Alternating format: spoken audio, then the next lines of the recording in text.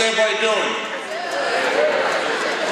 That didn't even sound too live though. You guys awake out there? How is everybody doing? That is much better. That's how I expect it to be. My name is Billy P. And I'm a recovering drug addict and I'm a recovering today to talk to you guys and to be real. I didn't show up, man, with a chauffeur. I surely don't have a limousine. I don't own a three-piece suit and a tie. And I'm not going to come in here like a lot of people do and just say no. Because it isn't that easy. It doesn't work like that. I'm going to come in here and I'm going to tell you exactly what it'll do to you. You see, I'm going to tell you from my own experience. I'm always going to be a drug addict. I'm always going to be an alcoholic. But the cool part is I'm not a using drug addict and I'm not a using alcoholic today. November 11th, 2004 was the last drink of drug that I put in my body. I was just like you guys. I went to a great school. I had great parents. I had the best of everything given to me, and I never needed anything, and if I wanted something, it was always there. Some people think that because I went down the road that I went down, I had a real bad upbringing, and I didn't. The upbringing has nothing to do with it. My mom and dad are wonderful people. They sent me to a private school, kindergarten through 8th grade. And that, my friends, is where I first started experimenting with drugs and alcohol. I was 12 years old. That's the first time, man, that I put something in my body. Now, some of you guys may be like, you know what, 12 years old, whatever, that's too young. And some of you guys might be like, well, you know what, I can relate to you, Billy. You see, I got high, man, for one of three reasons. Either I didn't like the way I felt, or I wanted to feel good, or 9 out of 10 times for me, I didn't want to feel anything. And that's why I did what I did. It worked. Every time I put it in my body, I didn't have to deal with nothing. Every time I put it in my body, I thought my problems had gone away, and in reality, they multiplied. You see, when I did what I did, nobody came up to me and told me the road that I might end up going down. Let's face it, man, it's about acceptance. It's about choices and decisions. And that's what life is about, choices and decisions. You're going to have them, there's consequences. There are consequences behind every choice and every decision that each and every person in this room makes. There are good consequences and there are some very bad consequences. Today I'm experiencing some good consequences.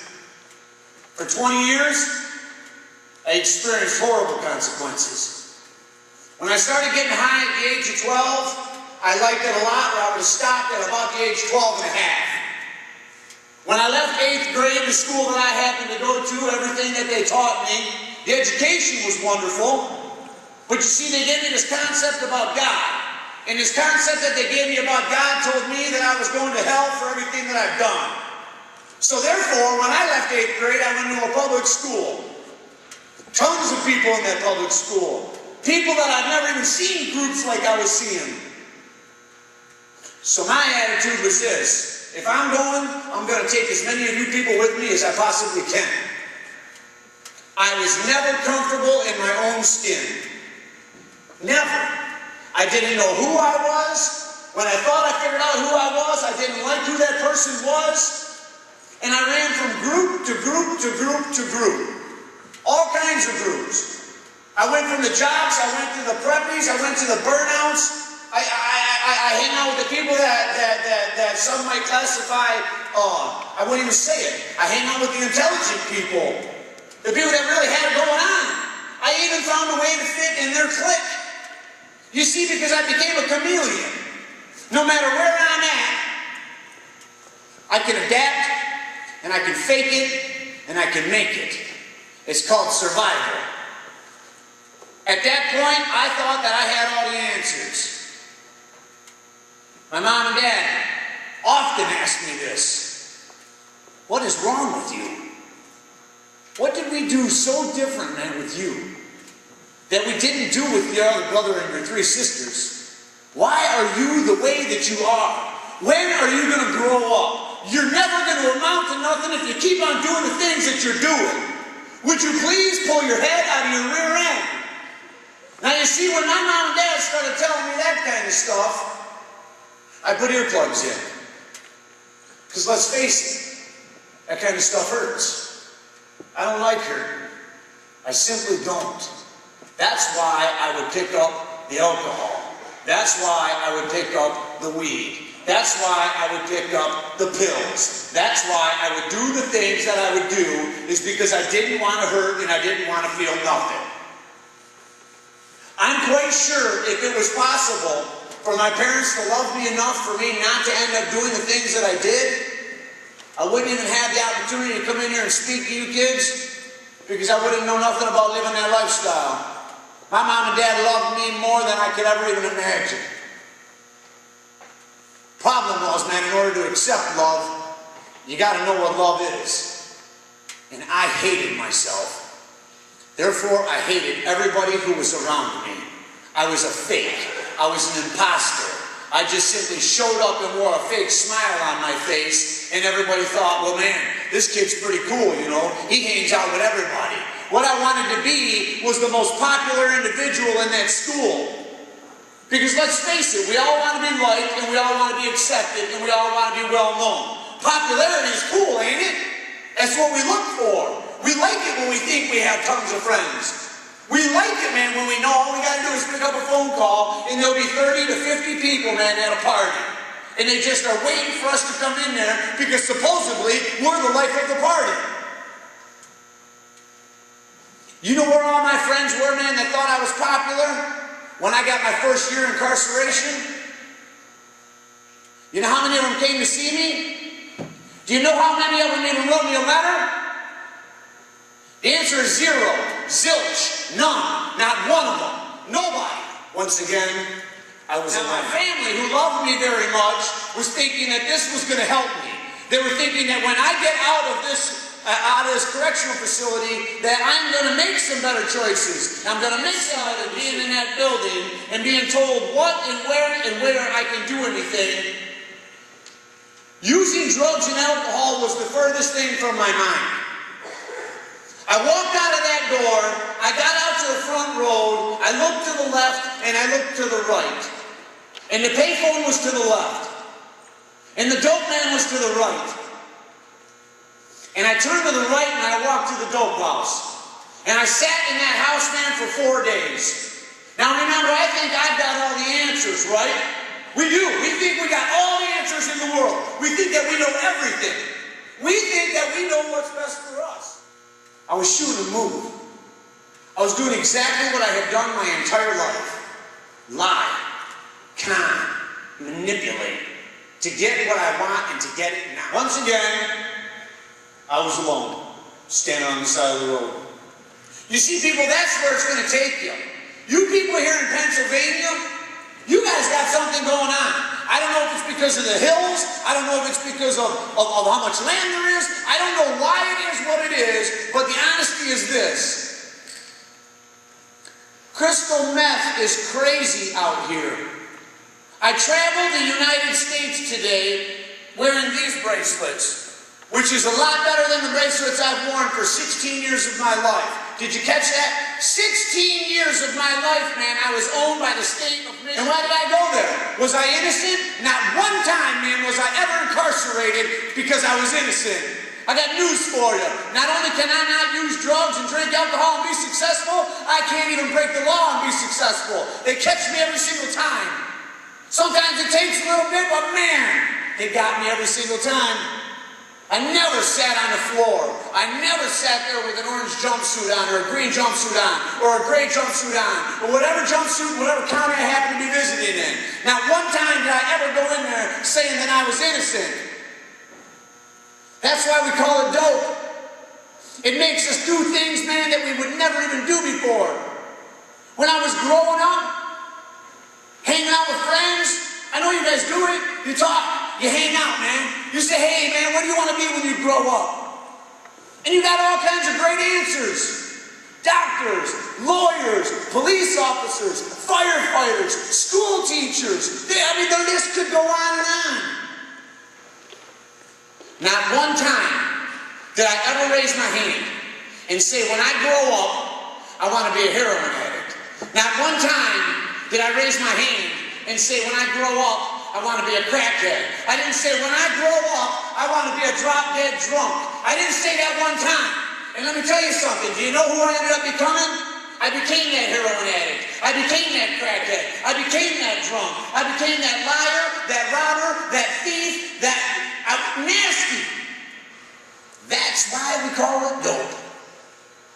I liked it at the beginning because I didn't know anything. People tell me, oh, Billy, you know what, man, I don't have it that bad. I just smoke a little bit of weed. That's great, you know. I'm pretty sure at the age of 12, man, I wasn't sticking needles in my arm. I'm pretty sure at the age of 12, I didn't know nothing about cocaine. I'm pretty sure at the age of 12, I didn't know nothing about everything that I ended up doing. Are you following me here? People tell me, Billy, it's the gateway. It's the gateway to bigger and better drugs. And you know what my reply was? Get away from me. You don't know what you're talking about. You don't know me. Don't you know who I am? I got everything going on. I know what's happening. Do you know what I knew? I knew how to lie. I knew how to cheat. I knew how to fake. And I knew how to hide. That's about it. That's about all I really knew. You see, because it's a proven fact. When you start drinking and getting high, you stop learning. So let's do some math. If I got high at 12, and I've only been clean and sober for 5.5 years, a lot of this problem up here, which is my thinking, I only have the mentality of a 17-year-old person. That's humbling. I'm 38, and a lot of the things that go on in my head, there's people out there that are 19, 20 years old, man, that know more stuff about other things than I do. Because I sat there hiding. I sat there comfortably numb. I sat there being popular. I wasn't focusing on what people were trying to teach me. Now you can shake your head. You can tell me I don't know what I'm talking about. You can poke your buddy next to you. You can even laugh at me, man, to my face. Because that means absolutely nothing to me. But I'm going to tell you something. Those of you that are sitting out there laughing, those of you that think this is funny, those of you that are poking your friend in the side, those of you that think that I don't know what I'm talking about, you are going to become exactly like I used to be. You are going to end up being the people that I go visit regularly today. Do you know where I go visit them? It isn't always in a wonderful gymnasium. I go to jails today. I go to prisons today. But I don't have a jumpsuit on. I don't have this long. But I go there, man, because there are people there that are just like I used to be. And they're hopeless. Because at some point in their life, man, they went down a path that they wish they never did. You guys got prom coming up this weekend. Man, that's cool. Prom's supposed to be a wonderful time. You guys are supposed to have a great time. You're supposed to have fun. You're supposed to just have the time of your life, man. Do things that you just normally don't do throughout the year. Prom isn't about getting ripped. Prom isn't about who's got the bigger bag of weed. Prom isn't about, man, hey, let me see, man, if I can get down her drawers. You can laugh, because I want you girls to laugh. Because I'm telling you something. The choices and decisions that we make today are going to affect the rest of your lives forever. Do you know how many people that I went to high school with that had babies? Some of them in high school. You know where they're at today? They're miserable. They're wishing that they could find something to numb the pain that they got.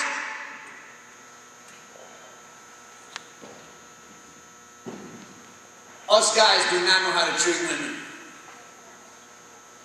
There is no high school man in this building, man, that knows the right way to treat a woman. He doesn't. I'm 38 years old. I just started to understand how my wife is supposed to be treated at the age of 32. That's humbling.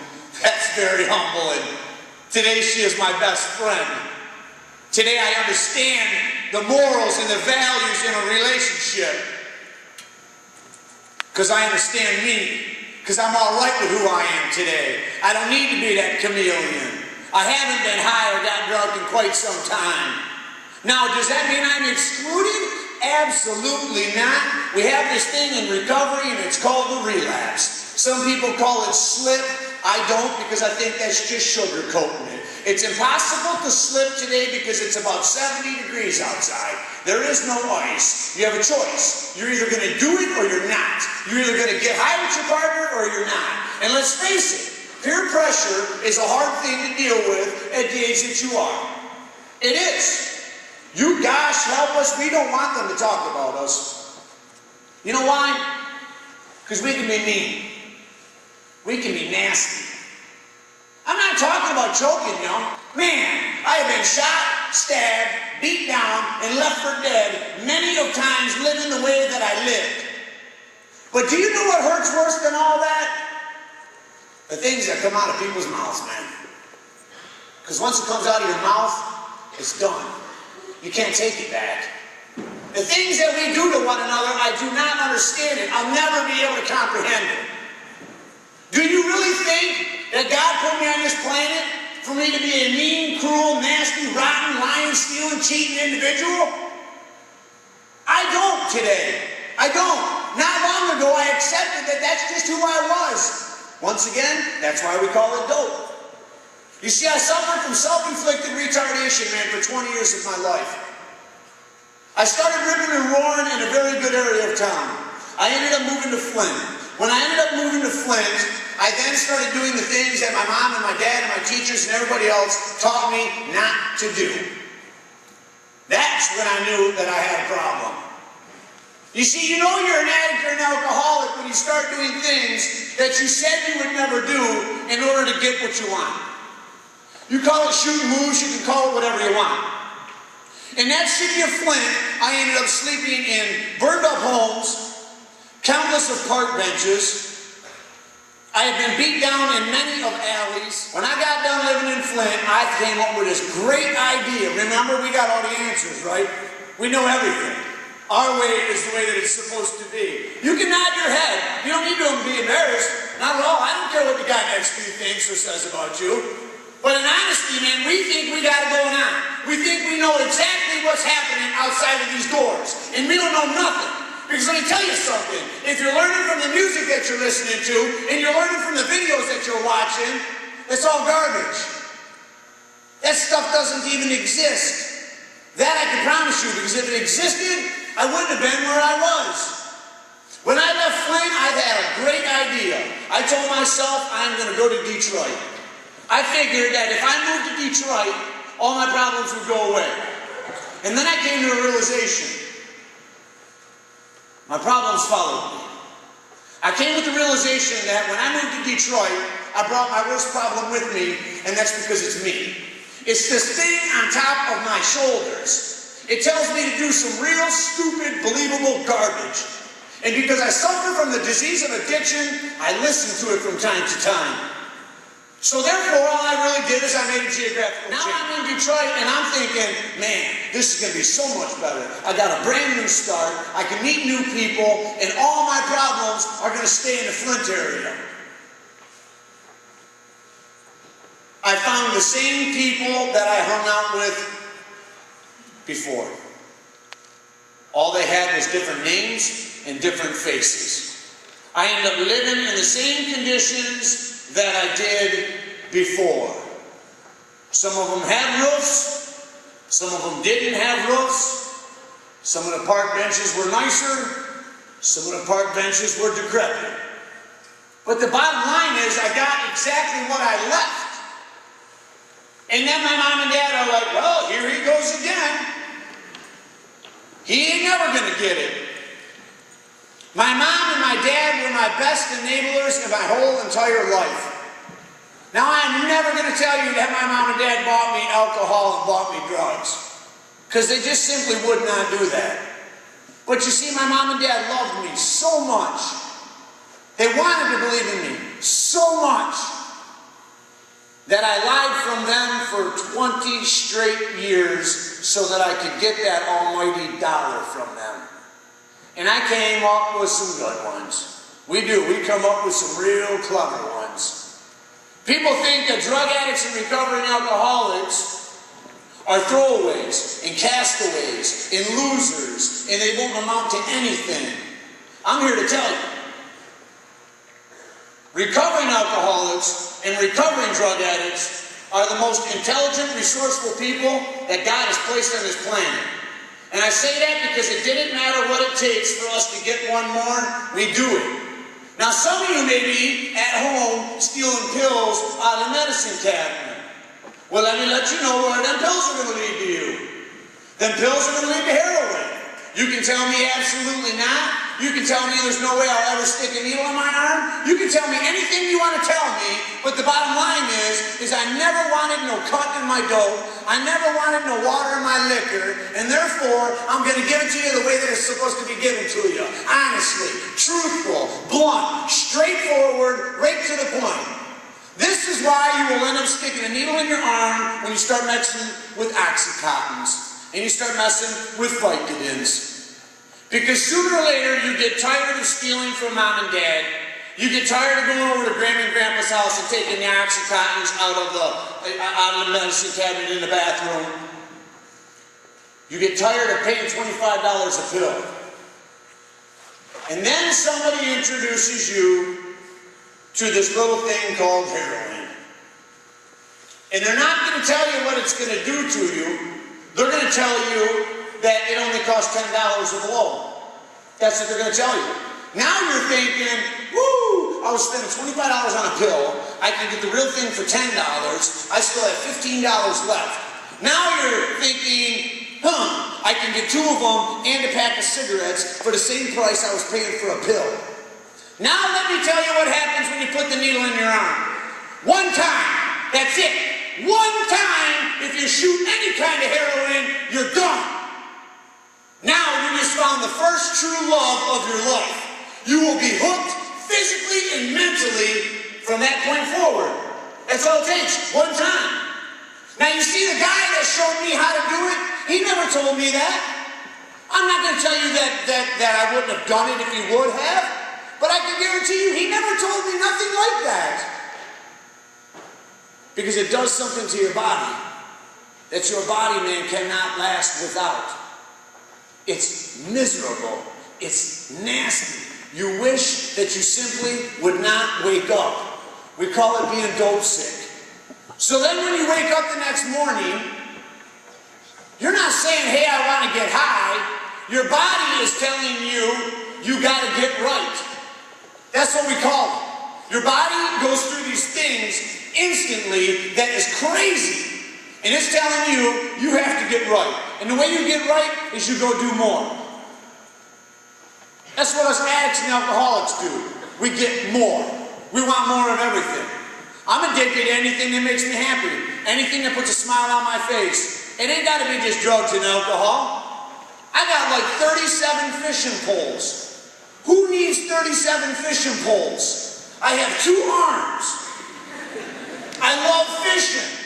I go out fishing and I would stay on that water, man, for 18 hours. In the month of February 2 years ago, my kids hardly even seen me. My wife was wondering what was going on. And do you want to know why? Because where I live, I wait for February to come around because I can go see the river and I can catch walleye all day long. Now, the state of Michigan, you can only keep 5 of them. It doesn't take me any time at all to catch 5.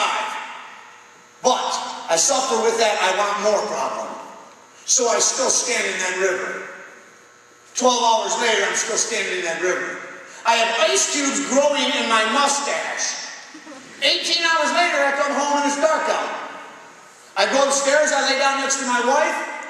I wake up at 3 in the morning, it's still dark out, everybody's still in bed, and I'm gone again. For the first 3 years in recovery, I did that every February. My wife asked me, my 4th year. No, honestly, my wife told me my 4th year. She said, what is the difference? You think you're okay because you're not drinking and drugging. But the bottom line is you're still not home. Your kids haven't seen you all month of February. Your wife hasn't seen you the whole month of February. And I had to think about that. I'm like, you know what? You're right. There is no difference. The only difference is I'm just not drinking and drugging. You see, we think by drinking and drugging, we're not hurting anybody. We are hurting everybody that cares about us the most, the worst. My mom and dad, I gave away many of times to the disease, for the drugs and the drinking. My sisters, I gave them away many of times. My brother, I gave him away many of times. I've given away the automobiles. I've given away everything that I have had. I have never lost anything. I hear people tell me, oh, you know, I lost this and I lost that. And let me let you know something. It's impossible to lose a house, okay? That's a pretty big object. It's impossible to lose a car, all right? That's also a big object. I lost one thing. I lost my soul at the age of 12 years old. And from that point forward, I gave everything away that I ever had. I gave away my mom and dad's love. I gave away everything. I gave away me. Time and time again. And I still didn't understand nothing about it. Today when I hear people say, you know, Billy, man, all I was doing was hurting myself when I was out there. These are the two things that I remember. The first thing is, I remember living in Detroit, and I would tell my wife I'm going to get milk. And I would come back 4 days later, and I wouldn't have milk. And half the time I wouldn't even have the automobile that I left in. How is that not hurting my wife? How is that not hurting the child that we have inside that house? But I'm still telling myself that I got all the answers. I'm telling myself I'm all right. I'm telling myself I'm only hurting me. Then I think about the time that I'm in the basement using. Now people, if you think that I came in here to glorify getting high and drinking, and you're missing out on the whole thing here. I never had one enjoying moment as soon as that stuff took me. Not one. I didn't live, I existed. You don't call life what I did. I call that existing. That wasn't life, being told what you can do and where. Not at all. I remember being in the basement for about 4 days. And I'm down there sweating like a cat in a room full of rocking chairs.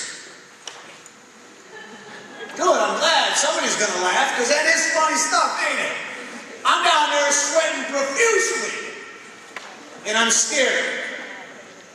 I have a pistol in my drawers, and I'm waiting for somebody to kick in the door. That's why we call it door. Do you know who knew I was down there? My wife and my son, Cain Michael. And my wife was standing at the top of the stairs. And I could hear her up there walking back and forth. And she's up there and she's wondering, what did she do so bad? What did she do so wrong to deserve such a loser like me for a husband? And my son's up there. My son's asking himself, why am I such a bad kid that my own dad doesn't even want to spend no time with me? What did I do so wrong that my own father doesn't even love me? This kid was 3 years old at that time. Now you can tell me he doesn't know what he's talking about. I know he knows what he's talking about. You see, because he was the one that was waiting up there for me when I got done. When I finally got done doing this, my disease is telling me having fun. But in reality, when I was done down there killing myself slowly but surely, and I finally worked up enough courage, man, to walk up them stairs, you know who was there? It wasn't the police that I thought was going to kick in my door. It was my son. And he'll ask me for anything at that point. And if I had it to give to him, I'll give it to him in a heartbeat. And here's the sick part. I wouldn't give it to him because I loved him. I wouldn't give it to him because I wanted to be number one dad. I would give it to him so that he would leave me alone. So that he would get away from me. That's what it can do to you. I'm not unique. I'm not different. This is the real thing. And we're going to tell ourselves all we do is hurt ourselves. We're going to tell ourselves it ain't no big deal, man. All we do is smoke a little bit of weed. We're going to tell ourselves, well, you know, mom and dad do it, man. They don't seem to care if we do it. If your mom and dad does it, that doesn't mean you have to do it. My mom and dad don't know nothing about the disease of addiction. They're not alcoholics. They're not drug addicts. I accumulated that. I know people in recovery that their mom and dad are still currently using drug addicts and using alcoholics. Except you see, they're not. The person that I know. They found this out. Just because their mom and dad does it, they can break the mold. They don't have to do it. It's about being comfortable with who you are. It's about understanding who you are. It's about accepting who you are. And let's face it, that's a tough thing in today's world. Because we live in a mean society. We do. We say and do nasty things to one another. When I went to Detroit, and I thought I had all the answers, you know where I ended up? It took a while, but I ended up living in a tent in the alleys off of Warren Avenue in Detroit, eating out of dumpsters. I am quite sure my mom and dad did not raise me to live in a tent. I am quite sure my mom and dad did not raise me to eat out of dumpsters. It wasn't even a nice tent, people. It was like a Marlboro gear tent, I think. I don't even know where it even came from. And you know what I called it? My condo. That's what I called it. Once again, that's why we call it dope. A condo, it wasn't even a 2-room tent. It was a sham. And you know who else lived in there? My girlfriend. And today, she's my wife. But my wife's not an addict. My wife's not an alcoholic. My wife doesn't use drugs. My wife doesn't drink. And I have often wondered, man, why she stayed with me. And I asked her not long ago, maybe a couple years back. You know, sometimes we got to be careful what we ask, because sometimes we're not ready to accept the answer that we get. So I asked my wife, we were on the way back from a rehabilitation center, speaking to people who are strung out on drugs and alcohol. And on the way home, I said, Coco, why are you the only thing that I could not give away to this disease of addiction? I thought I was going to hear because I love you so much, or because I seen something in you that nobody else seen. This is what I heard. I heard the words, bean field. That's what a lot of people do. They're like, what does Beanfield have to do with it? Because when we were living in Detroit, she threatened to take my son from me, and I told her that if she took my boy from me, she would end up in a bean field somewhere. So, therefore, my wife stayed with me for 8 years out of fear. Here you got an individual that doesn't drink and doesn't drug, never broke the law, and she was a prisoner for 8 years. Because I made her that way. Because she was scared of what somebody like me would do to her if she did it. Once again, we think all we do is hurt ourselves, right? Man, that's a humbling thing for me to have to hold in my heart. To know that she was staying in fear for 8 years? 8 years is a long time. I've never even done 8 years straight time in a state penitentiary. My wife did it, and she didn't do nothing wrong. People, it takes more of a person, man, to stand up for who you are and be proud. We have 2 good legs. We can use them, man. You ain't got to be part of it. My senior year, my buddy Travis went to a party. This was my junior year prom. We go to a party. Travis, wonderful, wonderful person. Guy had a heart man bigger than he was. Starts his drinking, he starts his partying. Gets into an argument with his girlfriend. And because Travis is a man, so he's saying, he doesn't even know what a man's supposed to be, he starts walking.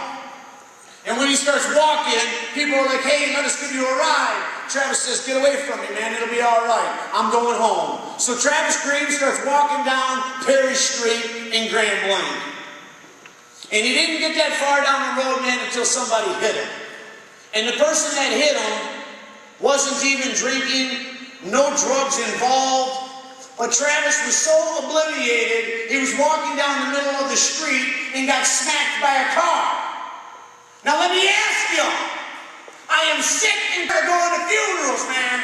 I have been to 14 funerals this year, and the majority of them are young people. Some of them are like, you know what, man, I don't have a problem. I can do just one more. And you know what? They do. And it ends up being the last thing that they ever do. And then, once again, we think that we only hurt ourselves. Just like Travis. No, I'll walk. It'll be all right. And once again, we think that we know all the answers. We think that we're not hurting nobody. You guys are faced with a serious weekend coming up here. You are. There's going to be stuff going all over, man, in every group of people that you're hanging out with. And it's going to be on you. It isn't going to be on your date. It's going to be on you. If you are going to choose to either do it or not do it. And you know what saddens me? It's so hard, man, to make the right decision. Because we're so worried about what people think about us. I don't care what anybody thinks about me. Because I finally know who I am. And it took me a long time to find that person. And it took a lot of beatings. But I tell you what, man, I'm not changing today for nobody. I'm going to stay who I am again. I'm going to keep on doing what I'm doing. Because I finally found a way to live and not hurt people around me. If you kids make a bad decision, man, it could affect you the rest of your life. Just this weekend. Just today. You don't even have to go that far.